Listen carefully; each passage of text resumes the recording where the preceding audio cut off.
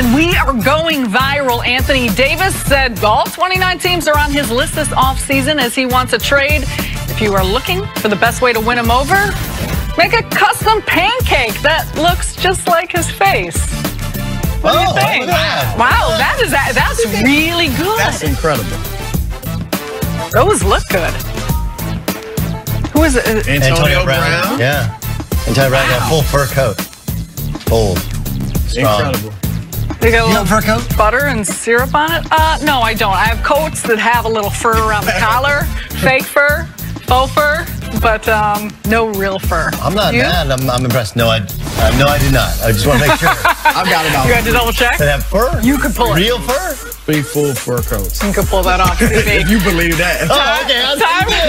Time for some stories to start your morning. Lincoln Riley had high praise for his former quarterback, saying Kyler Murray has kind of a Barry Sanders effect. Doug, is this fair praise? Actually, look, I'm an Oklahoma State guy. You don't normally you're like, keep Barry Sanders' name out of your mouth. On the other hand, there are some similarities there now. Remember, Barry Sanders was only a starter for 1 year at Oklahoma State. He's a backup to the Terminator, Thurman Thomas, right? How about that backfield? It's an expensive backfield back in the day. Anyway, yeah, he has. The best parallel I've heard is Doug Flutie with Mike Vick's athleticism. That's probably more who I think of him as, but he is that type of explosive. He does make people miss. Baker Mayfield told me at the Super Bowl on a radio show that he thinks he'll run a 4.240. So I can't wait. 4.2. And he said yesterday, the last time I ran a 40, I ran a 4.3, and I think I'm faster than I was back then. So yeah, I don't think it's a crazy. It's a crazy. He doesn't make you and put you on skates like Barry Sanders does, but he is that kind And he's not a running back. I mean, what Lincoln Murray meant was he's elusive. He can avoid the big shot, which will help him as a quarterback because obviously he's not going to run as much as a Barry Sanders or a running back. But when he does run and he doesn't slide, when he maybe needs to get that extra yard, if he can brace himself, move his body at a certain angle, and avoid the really clean shot, that'll help him well, especially at his size. I will warn you, when you get to the NFL, you don't get faster. Everybody else does. You can see it with Lamar Jackson. Yes, he ran away from everybody in college. To the NFL, Matt LaFleur has a big task ahead of him, bonding with quarterback Aaron Rodgers. The Packers coach reportedly plans to hit Rodgers from all angles this offseason. Chris, how much pressure is on Aaron Rodgers after a tumultuous 2018? He didn't have a great year, so he's missed the playoffs the last 2 years. We know he was injured, of course, but you look at his numbers. Everybody talked about Tom Brady's numbers going down. His numbers were a tad bit better, depending on how you look at him, than Aaron Rodgers. So I do think there's some pressure on Aaron. He's starting to get some criticism, which he's never really gotten in the past. Why aren't you winning more? Are you really the best guy we've ever seen throw the football? I think with Matt LaFleur, clearly Rodgers was bothered by a lot of the play calling and the game planning under Mike McCarthy. So if Matt LaFleur can really impress him and wow him with some of his schemes and some of his game plans and things like that, formations, then I think Aaron will buy in if LaFleur can do that. Oh, I think Aaron Rodgers is going to be forced to buy in. This is kind of his legacy is at stake. How do you want, now you have the biggest contract we've ever seen. How do you want to play? I think he's motivated. The best thing I heard from Matt LaFleur is Aaron Rodgers wants to be coached. That's the big challenge for guys at this level. Do you want to be coached? Do you want to learn from somebody, work with somebody who comes in with a different perspective? I think he wants to be challenged. I'm excited to see what Aaron Rodgers has to do because think about how the season started. The big deficit to the Bears coming back from injury, comes back in the second half and wins. But after that, they collapsed. You were expecting a huge year. He was my MVP pick for the NFL, too. Speaking of coach-player relationships, back to the Lakers. Much has been made of the relationship between Luke Walton and LeBron James. Amid reports, James's associates haven't been happy with Walton as the head coach. But Luke told TMZ, quote, LeBron and I get along just fine. Chris, do you believe? Well, there you go. TMZ gets all the facts. Well, first of all, of course, what's Luke going to say when TMZ corners him? However, I do think face-to-face, man-to-man, they're fine. LeBron doesn't in Cleveland, in Miami, here with the Lakers. You know, he's moody sometimes. He may have bad body language, but he doesn't do the dirty work.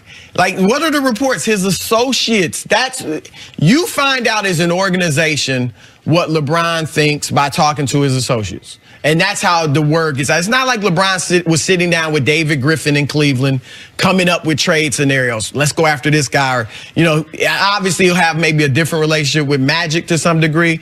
But I believe, Luke, I'm sure when he and LeBron interact, that it's good. I would agree with you, and based upon the people I know, they say the exact same thing, that LeBron tries to do what Luke wants. He doesn't, the previous reports of him blowing off play calls, like, no, if he sees something, he does it. If not, he does what the coach wants.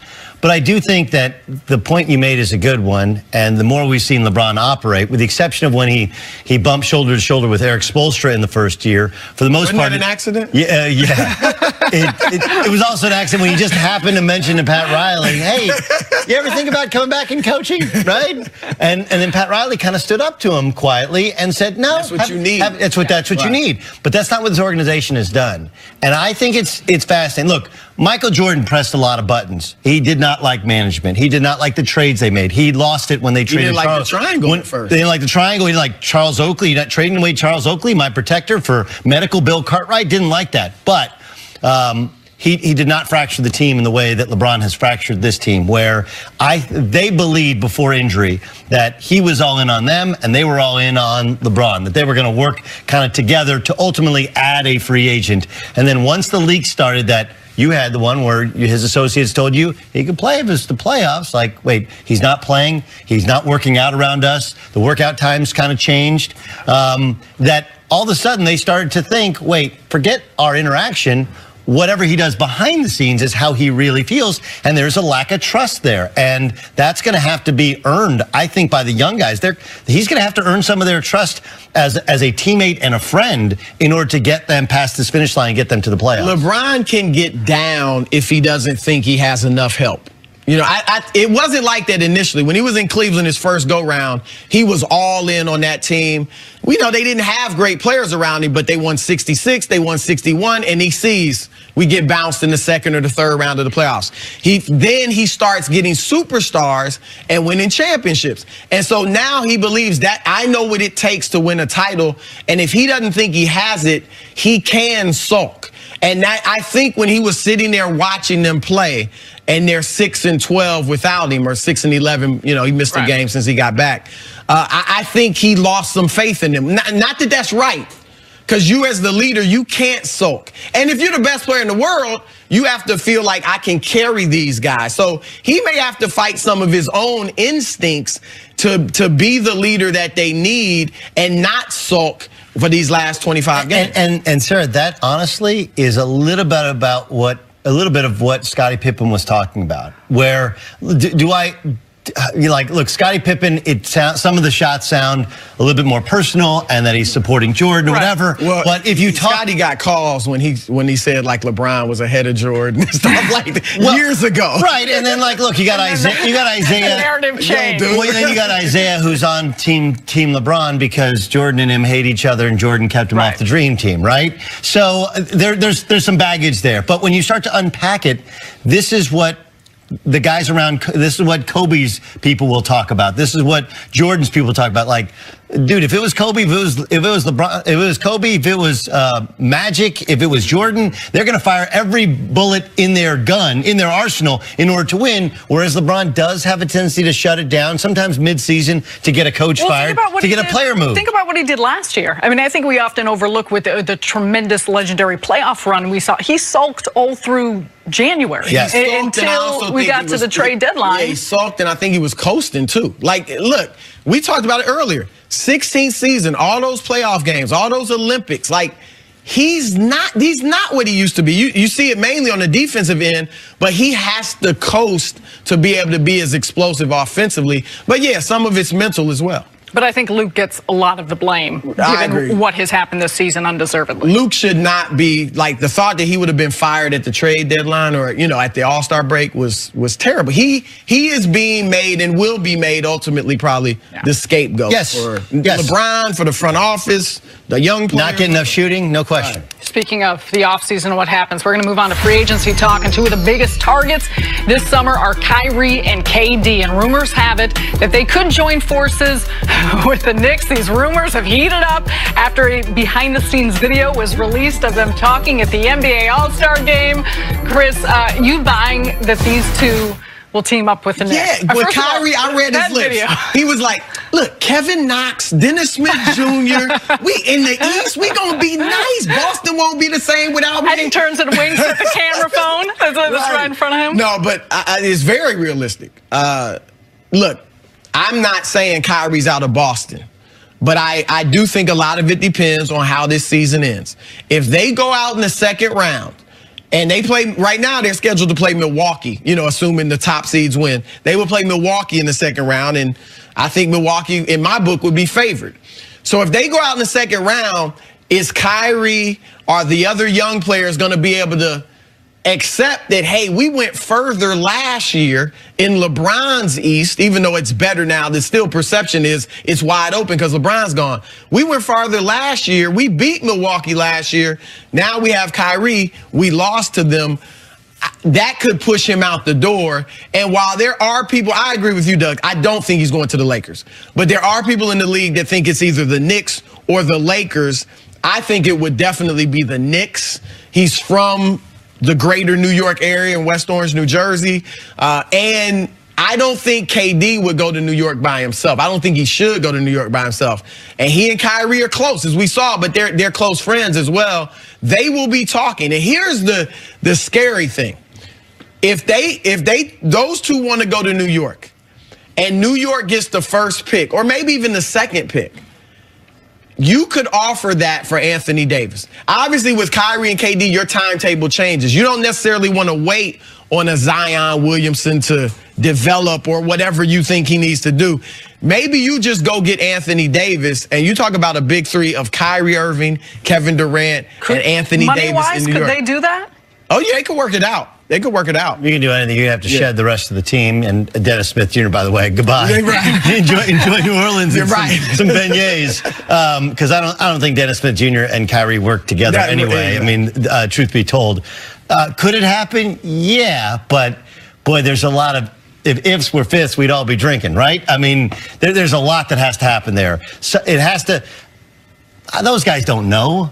They don't know. One of the reasons I think Kevin Durant is a little bit tired of being asked about it is because, honestly, he's got no idea. Right. And like you say, both of them. I've got no idea because I don't know how this is going to end. We all assume the Golden State Warriors are going to win the championship, but the path to getting there, what's that like? Do they actually get there? What would happen if they lost? What would happen if they win? Like, there's a lot of scenarios. And then you have Boston. Like, yeah, they could play Milwaukee, but all those teams, in the middle are separated by a game. They could very easily get to the Eastern Conference Finals again and get to the NBA Finals if they figure some things out. So, and how is he motivated if they do well? How is he motivated if they do poorly? And are you betting on David Fizdale, who everybody likes and was part of those Miami championship teams, but he ain't been the head coach and winning anything, right? It was before the collapse last year in Memphis, and now this year. He had a nice little run that one year in Memphis. With what did he say on the? Yeah, take that for data. Take that for data. Yeah, but then he also didn't he also stop getting along with Marc Gasol, and that's why he lost his job. Yeah, and they start right, and that's why they start. So, look, I like Fizz. I think Fizz is a good coach. Everybody thinks he's a good dude, and I think he's a pretty good coach. But you got Brad Stevens. You got kind of bird in the hand is better than one in the bush. So let's see if Brad Stevens impresses him in the postseason, where he's like, whoa, I'm in on Brad because it's. Playoff Brad is like playoff Flacco. It's a little bit higher level than everybody else. Anybody who says they know right now, I believe is lying. They want their opinion heard because those guys don't know. They may think it's a cool idea, but cool ideas and does it actually happen? There's a big gap between the two. Even talk around the league. When you talk to GMs and executives for other teams, they're speculating because nobody knows for sure what these guys are going to do. And as much as I said yesterday, I would love to see KD try to win 4 straight in Golden State, assuming they win this year, and then go to New York or something. But 4 straight is tough. There's a reason nobody's done it since Bill Russell, because not only the physical challenge of doing it, but mentally, the fatigue. And we've already seen tension between KD and Draymond Green. Like, does this group even want to come back together for a fourth run at a title?